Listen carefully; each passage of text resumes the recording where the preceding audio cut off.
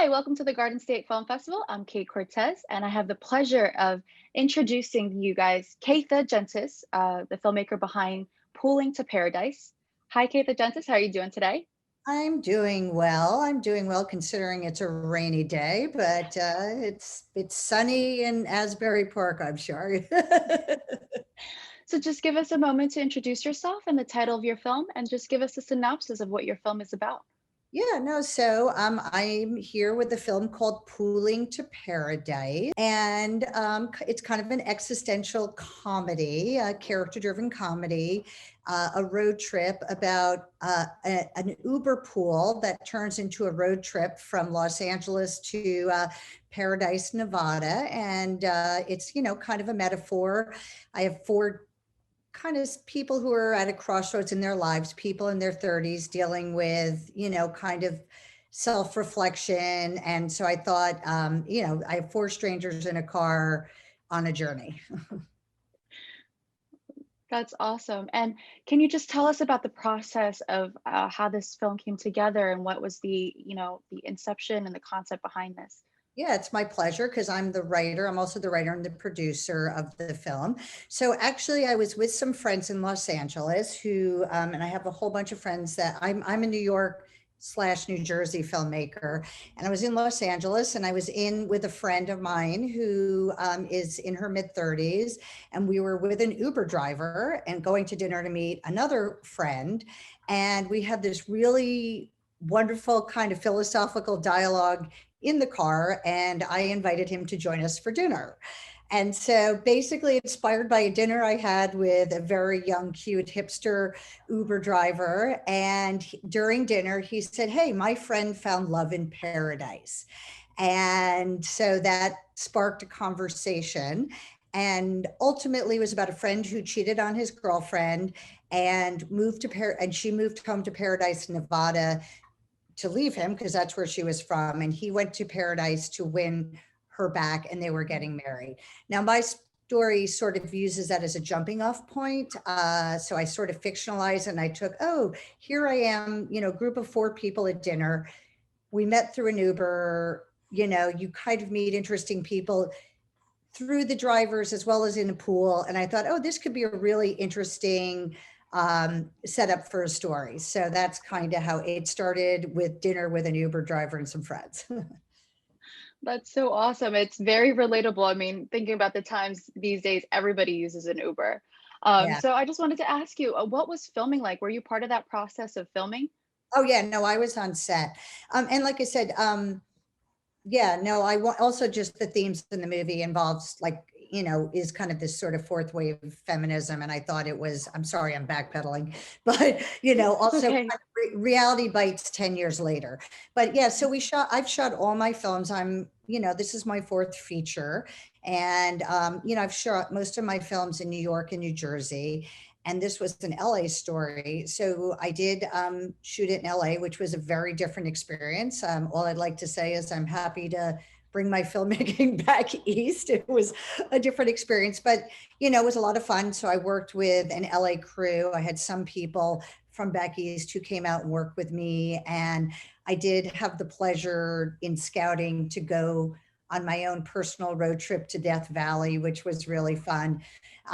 But we ended up shooting in a different desert that was a little bit closer to Los Angeles. So yeah, it was very different. I do think there are some challenges to shooting little independent films in Los Angeles versus doing it in New York and New Jersey. But it had its challenges.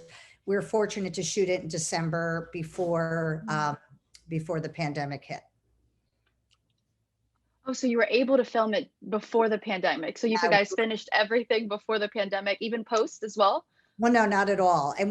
And pickups and B-roll was a little bit challenging, but no, we basically got everything, as they say, in the can right before Christmas. So that was really that thing that was breathing down our neck. I had an ensemble cast. We needed everybody every day for 3 weeks, I'm fortunate that I get to work with reputable name actors, but in an independent budget. So it was finding 3 weeks that we could sort of squeeze in before Christmas, And so we got it all done. And then we did do post during the pandemic. And we, because of New York tax credits and a lot of my post people, we did all a post back east and did have to get some pickup shots during the pandemic. But my line producer was able to help with that, she's out there.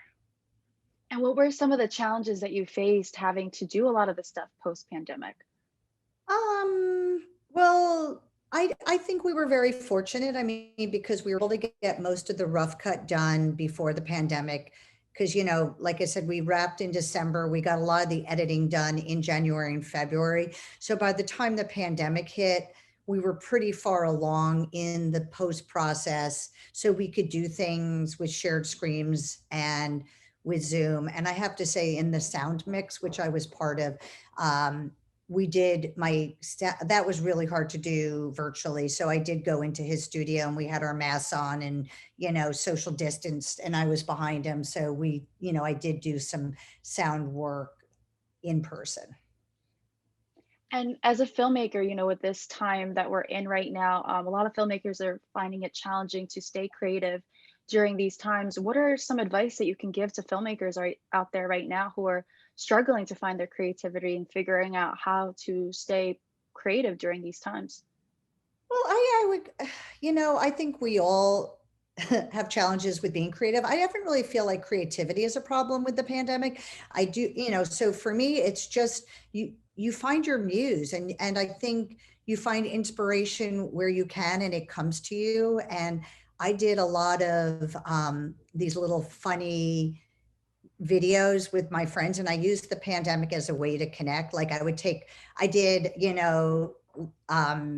like I would find songs, like I did a Madonna song and I did a Let's Do the Time Work. And I found things that were sort of thematically. I did a We Are the World where I involved all my friends from around the world. So I used my creativity as a way to connect with people during the pandemic, which I thought was really nice, because I'm like, okay, this is your line you need to lip dub or lip sync and I needed to by Friday to my friends. And so I felt like that gave people a nice thing to worry about other than the pandemic, like, oh, I've got to get Keitha this line of lyrics. So I use creativity as a way to connect with people differently versus this larger scope of making a movie, which it's very hard to shoot. So to your question of being creative, I think as a writer and a content creator, I've used different mediums, but clearly I did shoot a short last week but we're much further along in the pandemic, and it was an outdoor film, and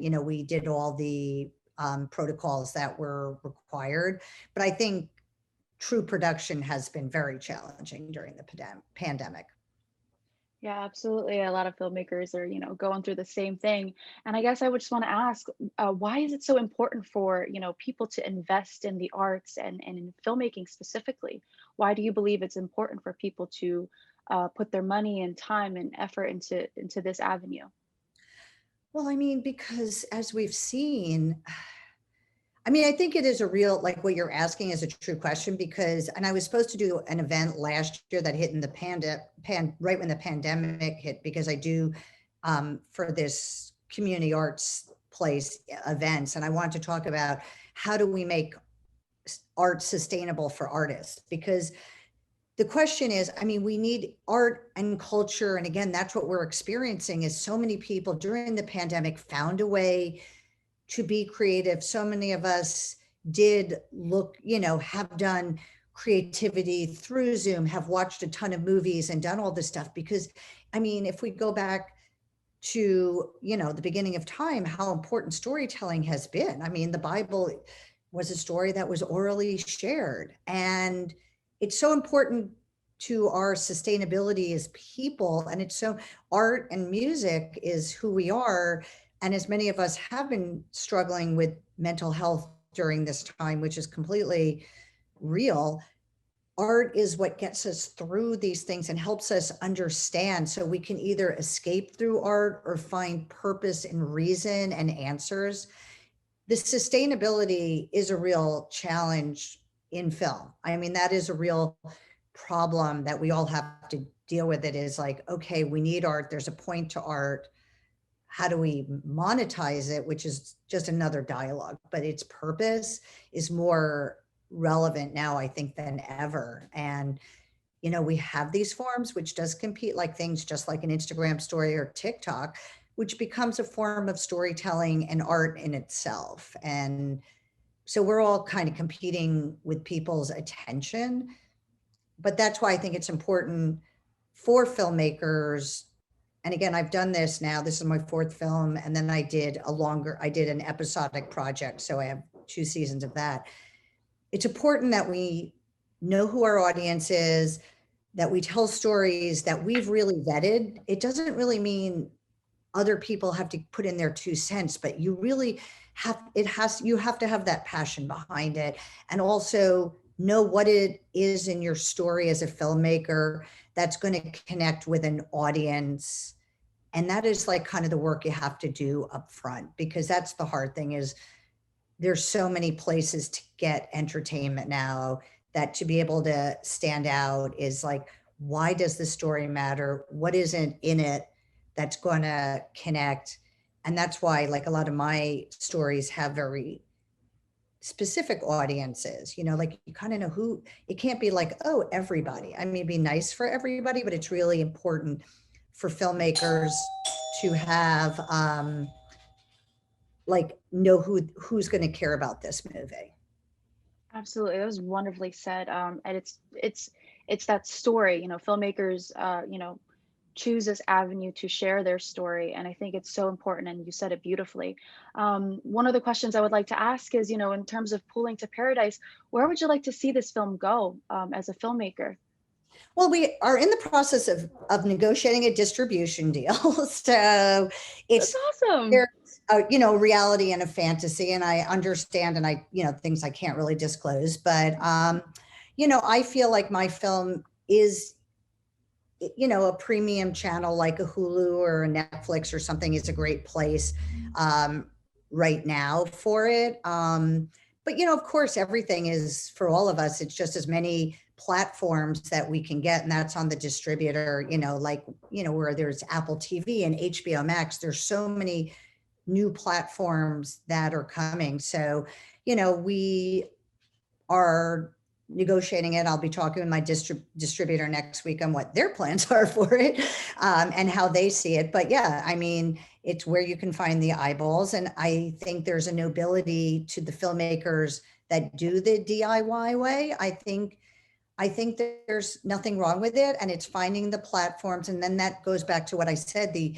knowing your audience and how you work with a distributor, or if you are distributing it, self-distributing it, just figure out who's the audience, who's my people, who's my tribe, who's going to help push it out. And that's why I think when you have that, it's using social media, it's using your fan base to really get people to be helping push that out. And that's whether you have a traditional distributor or whether you do it yourself. And many filmmakers are for necessity, and also sometimes realizing